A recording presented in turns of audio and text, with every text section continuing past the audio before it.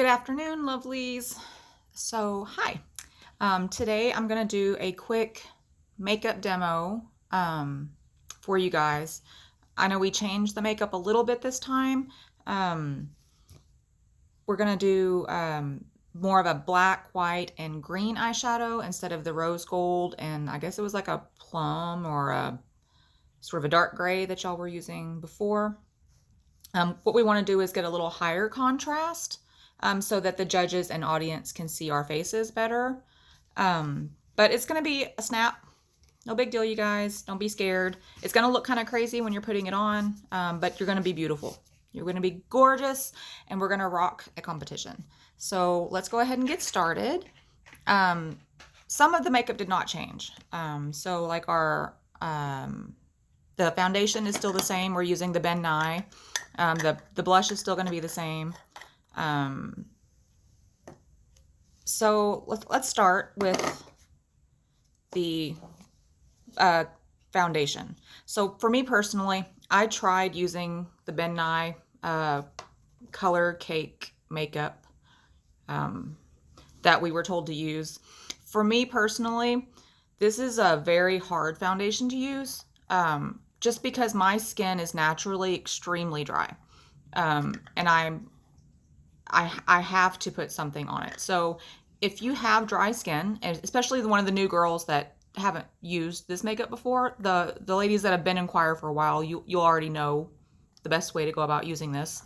But if you have dry skin, I really, really recommend putting on a very good moisturizer, maybe even the night before competition. And then the morning of competition using another hydrating primer or even applying moisturizer again. I used this the other day in the morning, and I had it on for about 10 minutes, and my face was already looking rough, like very dry, and I had some flaky places coming up on my nose. So hopefully most of you don't have this kind of an issue. But if you do have dry skin, I just think ahead and pack a really good moisturizer in your kit for competition. If you have oily skin, it probably won't be an issue because this is a powder. It's a dry powder, and so it's going to combat your oil issues. For the most part, I know I had spoken with one or two of you, and they said that, it wasn't an issue for them at all, and that even their oil would start to show through by the end of the day. So to each their own, and everybody just do what they need to do. And but I do definitely recommend trying the makeup before we get to competition. Don't wait until we get down there and that's the very first time that you've opened it, because this is not like most foundations that most of us are using. Most of us are using stuff in a bottle that's liquid. This is not the same. It is not the same. So let's just start. So for this, you do have to you want to apply it with a sponge, and it needs to be a wet sponge. So you're going to get a spray bottle and dampen it. And then you're going to apply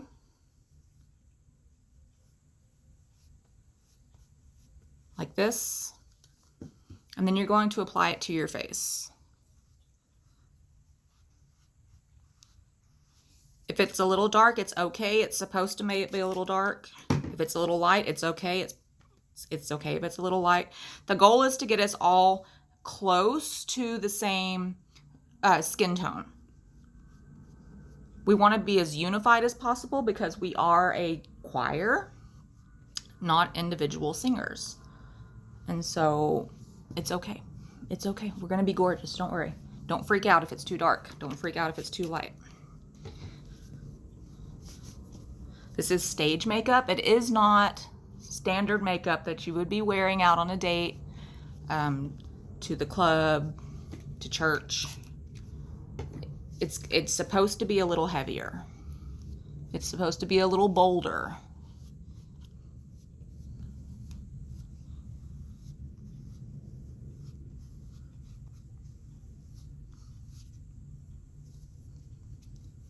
If you're one of us that have white or very, very light blonde hair, we know the struggle.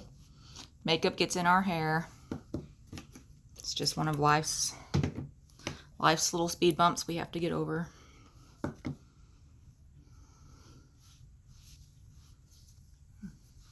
Dab a little bit onto your ear so that you don't have white ears.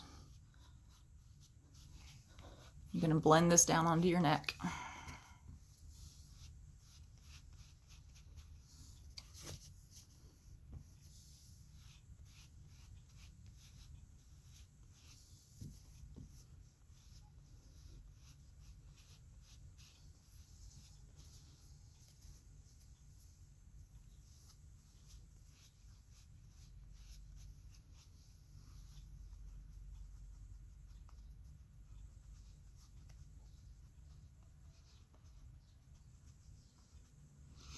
Okay.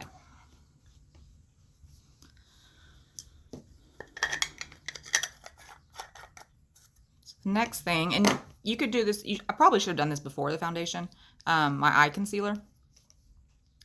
You could do it after, it's fine. What I don't recommend personally with this foundation is putting the foundation on your eyelid, because this is a powder foundation. It's going to be more difficult to get the eyeshadow to adhere properly to the eyelid if you are using a powder foundation. So if you have a liquid foundation, it's not a big deal because that's going to provide a stickier base for your eyeshadow to hold on to. But it's different when you're using a powder. So I'm going to go back and use my eye concealer, and that's going to provide a moisture, more moisture on my base for my eyeshadow here in just a minute when we put that on. If anybody's interested, this is Dermacol. Comes in a tube. Dermacol. What is this? It's called Makeup Cover. I think this comes from like Czechoslovakia, honestly. Yeah, made in Czech Republic. Really good though. You could even cover, you know, lighter tattoos with this stuff.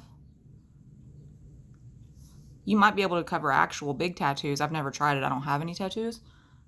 If you use a couple of coats and let it dry between. But this is really good. And I've even used this before as like a full face makeup.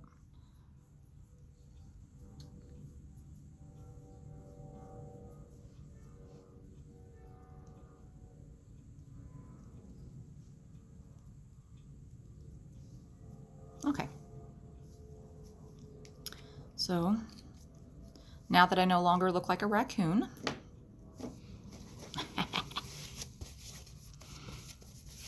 the next thing we're going to do, if you want to apply powder, you can.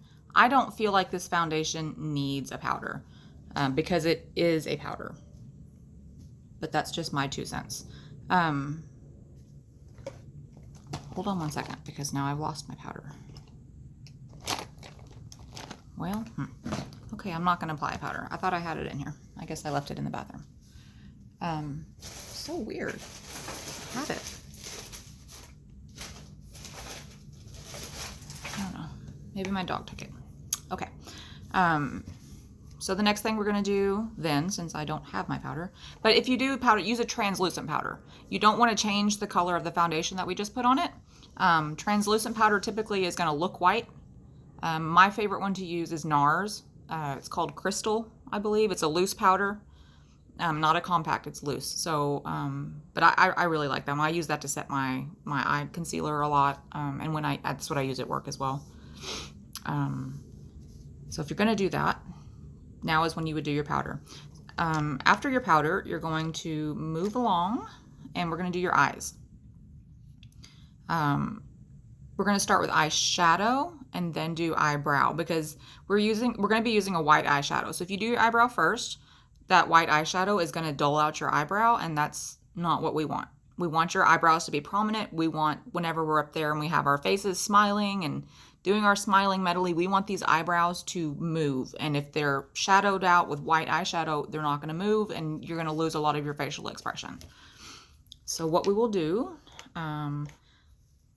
we're going to start with the green. So there are 3 colors. We've got white, green, and black, or very dark gray. So just a side note here.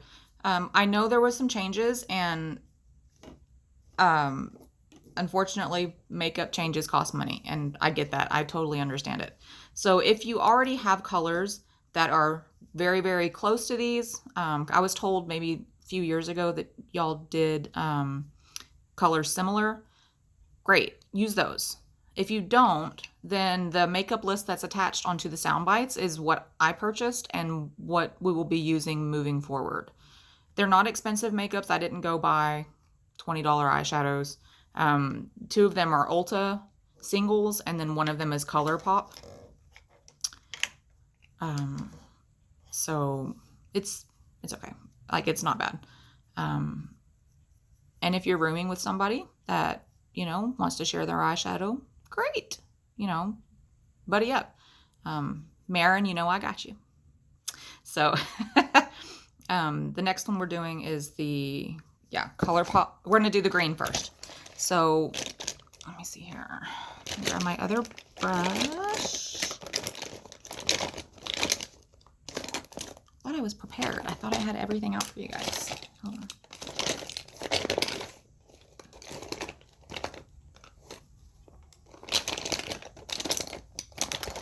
I feel like somebody got in my makeup bag.